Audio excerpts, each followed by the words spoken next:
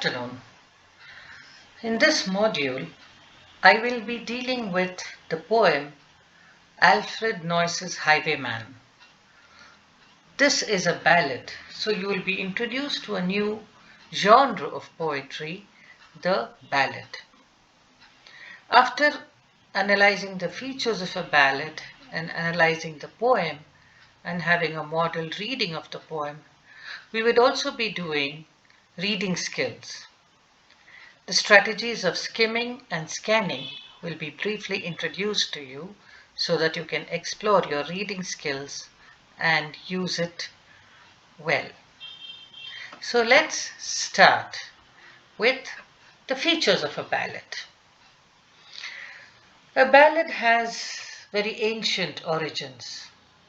They are narratives which use folk songs, verse, using folk thread.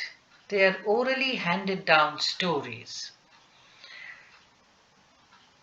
The purpose is to entertain people and to record and document events which have happened in the community. It is basically a community experience where there is drama, there is song, there is dance, there is music. And the people through the chorus, which is really a refrain, a repetitive line or a stanza, which involves the people who are listening, the audience who are listening to the story. They join in through those repetitive lines, which enhances their enjoyment and entertainment, has more entertainment value, and it also increases the intensity of emotion that they're experiencing when they participate and they get involved in the story. Use of stock phrases and simple language is a part of the ballad because we are taking from an ancient world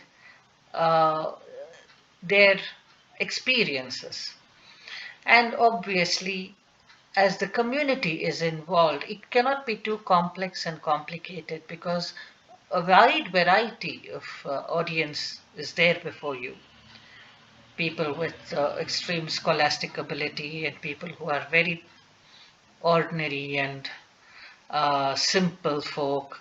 So, in order to meet the demands of every kind of audience, you have very stock phrases, simple language used, and as this is a word, song, dance, and narrative, lot of vivid detailing, descriptions, descriptive words are all used. Remember, this is like a cinema in front of you, but in word form, it unfolds. So, it also has the supernatural element in it, and it is peppered with a lot of dialogues because, as I said, we are dealing with an ancient world and a different perspective altogether. So, with all these features, the most important is also a third person narrative, which I haven't mentioned here because as the ballad evolved, it changed its style. These are the basic elements which exist. But in the earlier, whether it is a folk tale or a ballad, especially when it belonged to the oral tradition, it had a very objective narration.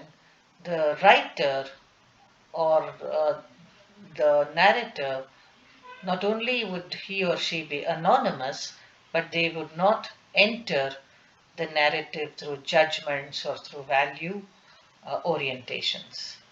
They just narrate. The theme usually would have some universal significance, and the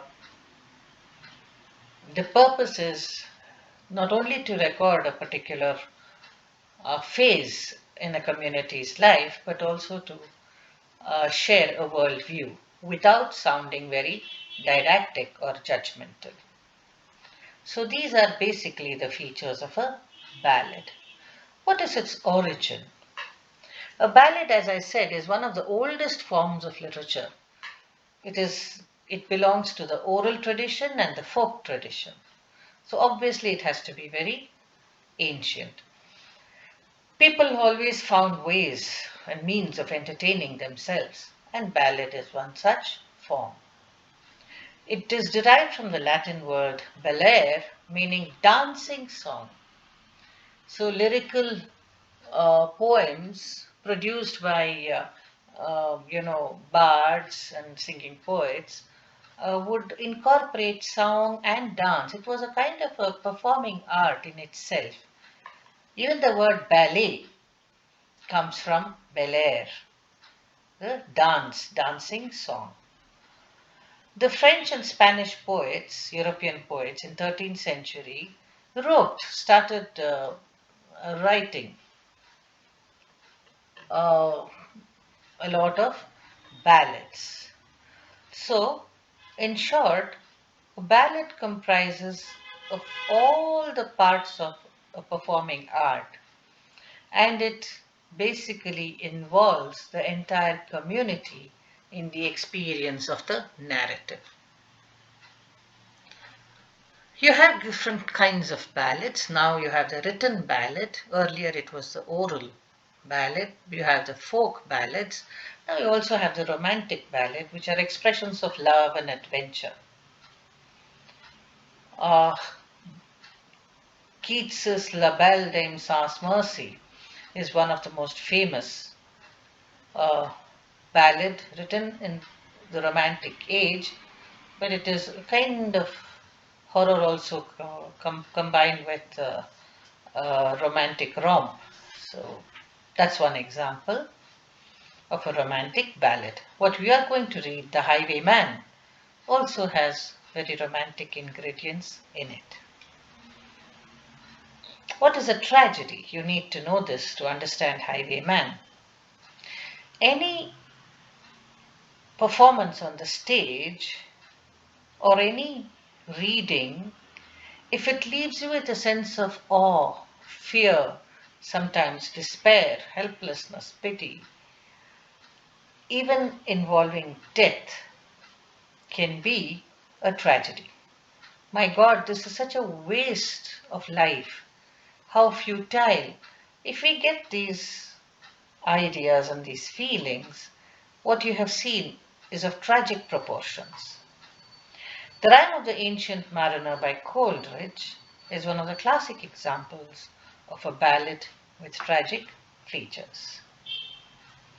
So you see a picture of a very romantic scene here taken from a romantic ballad.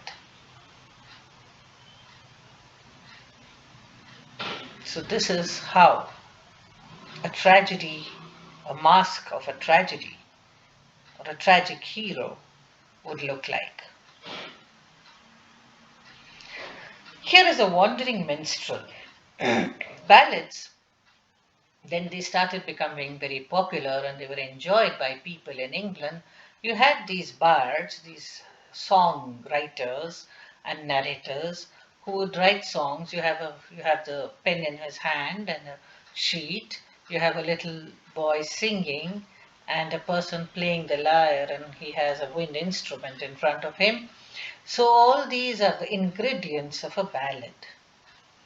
And these people were known as wandering minstrels or wandering poets who would collect stories from different regions and from different places and then share it as a performance with the community that they uh, wander into. So they were basically moving from one place to another. This is what you are going to deal with in the next session, the Highwayman, which has all the ingredients of romance and tragedy. Thank you.